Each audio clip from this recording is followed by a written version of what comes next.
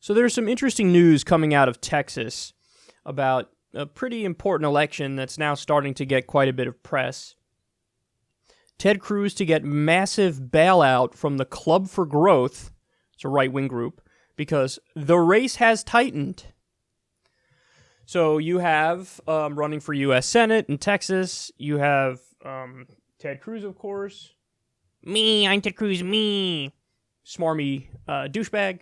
And then you have Beto ORourke, who's running against him.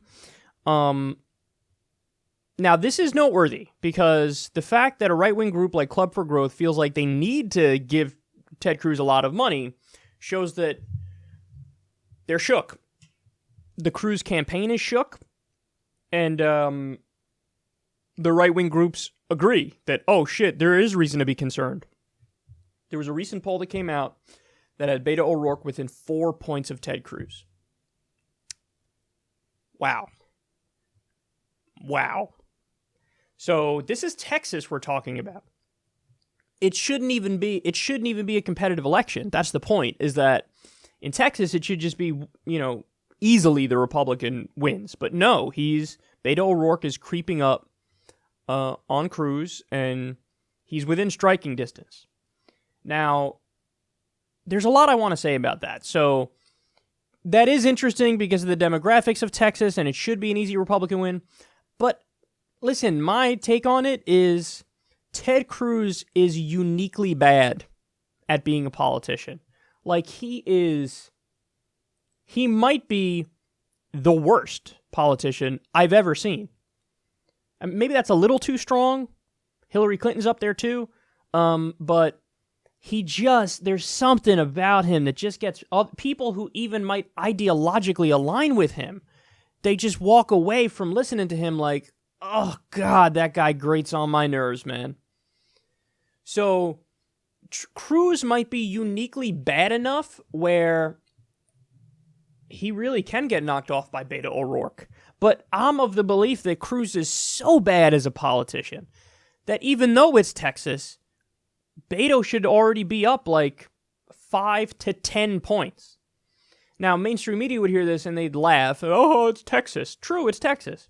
But again, Cruz is so bad and he's so beatable and he's so vulnerable that it really should be the case that Beto ORourke is up 5 to 10 points. Now, the other day, this is hilarious, the Texas GOP did a hit job on Beto ORourke, and it spectacularly backfired. So first of all, they showed a picture of him, some mugshot of his from when he was younger. I don't know what fucking crime he was arrested for. I think maybe it was DUI or something like that. But it's his mugshot, and then people on Twitter were dunking on the Texas GOP because they were like, way to help his campaign, because he kind of looked like a young, attractive dude in the picture and like a rebel.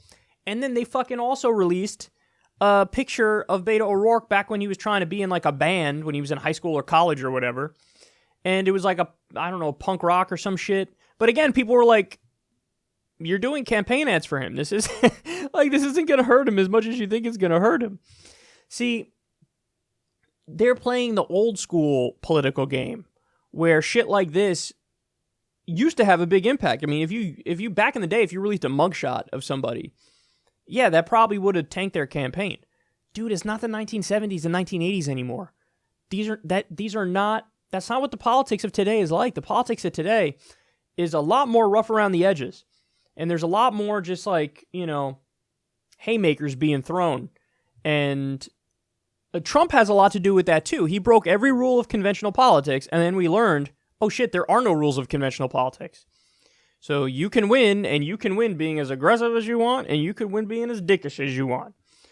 So that didn't really hurt Beto ORourke, but there's another reason I wanted to discuss this, which is I really want to give Beto ORourke some advice. Now, he's not going to listen. I'm not even sure he knows who I am and what this show is, but Beto ORourke, he has an opportunity here to knock off Ted Cruz. There are aspects of Beto ORourke that are very good. He's obviously the better candidate, and he would govern in a much better way. There's no doubt about that. I do have fears, though, about Beto ORourke. Even though Cruz is uniquely vulnerable, I actually think it's possible Beto loses. That shouldn't be the case. I shouldn't think like, oh, Beto can lose. Now, why? Why is that the case? Why do I have reservations? Well, it's very simple. Beto's not a bad politician, but two words come to mind when I think of Beto ORourke. Technocratic and wonky. Here's what doesn't go over well in Texas. Technocratic and wonky. Now, what that means is he's a little bit of an incrementalist, so he's technocratic, and he's wonky in that he actually gets into the details of the policies, and he's very wordy in how he talks. He doesn't get right to the point. He kind of beats around the bush, if you will, no pun intended. So there's a story that blew up recently with Beto ORourke where he was talking about the NFL protests, and somebody asked him at one of his campaign events, like, oh, hey, do you think it's disrespectful? Something to that effect. And Beto ORourke's response was, in a very long-winded way, he said, no, it's not disrespectful. It's actually the most American thing I can think of. Somebody doing a peaceful protest using their free speech in order to make a point about something they feel passionate about and try to bring change to society. Now, the answer was very good, but it wasn't a Texas answer. And I know some people are going to come after me and say, oh, you're being too hard on him and you're reading too much into it. Listen, man, I want to be crystal clear. I support Beto. I hope he destroys Ted Cruz, okay? But I want to actually help him in his messaging and his framing because it's not the best framing. So that response earned him praise from like LeBron James, for example. He's now invited on Ellen. I don't know if he already went on Ellen or if he's going to go on Ellen. But what I want to tell Beto ORourke is, dude, don't feed into that stereotype of Democrats that they already have in Texas. The stereotype of the out-of-touch, elitist lefty who just wants to run in those Hollywood circles and be in the in crowd. And, you know, basically pat each other on the back and virtue signal all day about how great they are as people. And, like, if I was his campaign advisor, I may have told him, like, no, you're not going to go on Ellen. I don't want you to go on Ellen. Because that alone is more ammo for Cruz against Beto than it would be, than the fucking mugshot release was. And then the picture of him in a fucking band was. I think going on Ellen is something that's better ammo against ORourke than any of that other stuff. So here's what I would tell Beto. And again, I don't think he's going to hear this, and I don't think he'd even implement it even if he did hear it, but dude, you got to be more populist.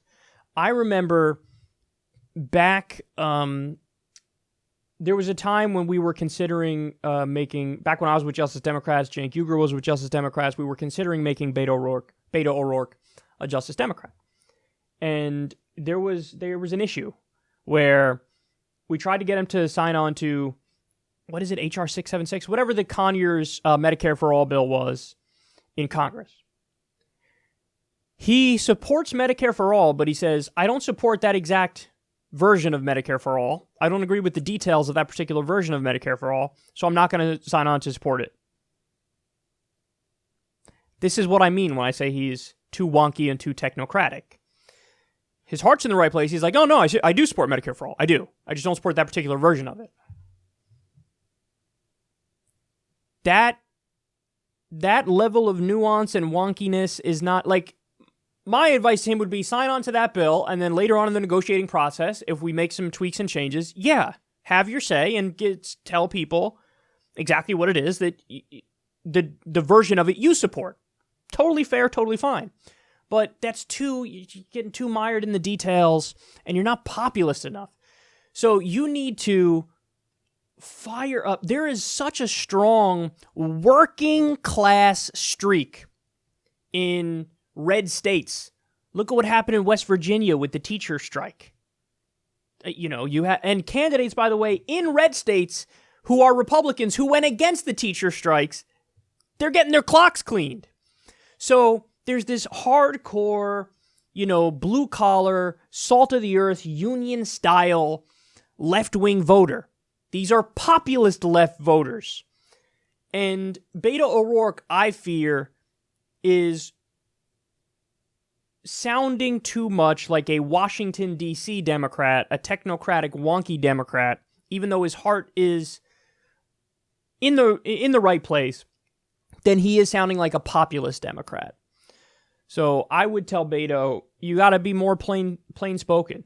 You got to be more rough around the edges. You know, you got to be willing to say in shorter sound bites what you're in favor of. You have to be willing to argue for workers in a way that's easily digestible for everybody. And this is one of my biggest fears about whether or not this left-wing wave will ultimately be successful, is you can kind of see all of my concerns manifest in a guy like Beto ORourke, where a lot of people mean well and they want to see this left-wing wave, but they're conflating a few things. Obviously, the establishment Democrats, the corporate Democrats are saying, oh, we have to go more right-wing in order to win. No, that's bullshit. You will lose more if you do that. But then there's another school of thought that thinks, oh, no, we have to go as far left as possible to win.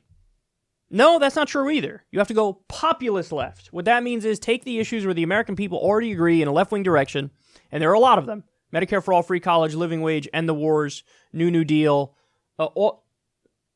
Very important issues, but where we already have a giant lead. And then you hammer those issues home. And I feel like, again, for example, even though I agree with Beto ORourke on everything that he said about the NFL protests, 100% agree with him. I think that that's not an issue that you should be putting front and center, number one. And number two, the way he argued for it was almost too wonky. So, and I know I might get criticism for this, but you have to understand that me telling Beto ORourke these things, I'm literally only telling him this because I want to see him destroy Ted Cruz. I'm not, trying to attack Beto. I'm trying to let him know, listen, if you want to win, you got to be more populist. You got to be more straight talking. You can't cozy up to Hollywood, like going on Ellen and making buddy-buddy with Ellen, because then that's ammo for Ted Cruz to paint you as, see, just another Hollywood liberal. Because you got to remember, in the minds of many people in this country, when we talk about the establishment, we talk about the moneyed interests. We talk about corporations, billionaires, CEOs, Wall Street. To a lot of people, when you talk about the establishment, they picture not only just the moneyed interest, but a cultural elite and the people in Hollywood. And they feel like they're ostracized from the people in Hollywood. And they feel like those guys don't like me. In fact, they hate me. They look down on me and they're smug. And I will vote for whoever's against those people. And so for Beto ORourke in a state like Texas, to think that cozying up to Ellen is going to somehow make you do better. No, it's not going to make you do better. Of course not. It's not going to help you. At the very best, it doesn't hurt you, but it definitely doesn't help you. So that's my whole spiel. He's got to put the populist issues front and center. He's got to talk more about the fact that he's not corrupt and Ted Cruz is corrupt. He's got to hammer Ted Cruz on his corruption. He's got to talk about Medicare for all. He's got to talk about a living wage. He's got to come out swinging for unions. And, I would mostly leave the social issues to the side. Now, again, that doesn't mean because I don't agree with Beto on the social issues. I do. I'm left on social issues. So I agree with him on that, but I'm just saying from a strategic perspective in terms of winning, be less wonky, put those social issues aside, and go all in on economic populism. That is how you win in Texas. And not only can you win, you could crush the smarmy loser that is Ted Cruz. Crush him. You could obliterate him because he's so bad. And look, the thing is, I should add this caveat at the very end here. There's still a chance that you beat Ted Cruz even if you don't do what I'm telling you to do. Because he's so bad as a politician that it's possible to beat him and not even do the proper strategy. But what I'm saying is, if you do the proper strategy, then it's not even a question. You're going to win, and you're going to crush him, and you're going to crush him in Texas, and it's going to be embarrassing, and it's going to be lovely.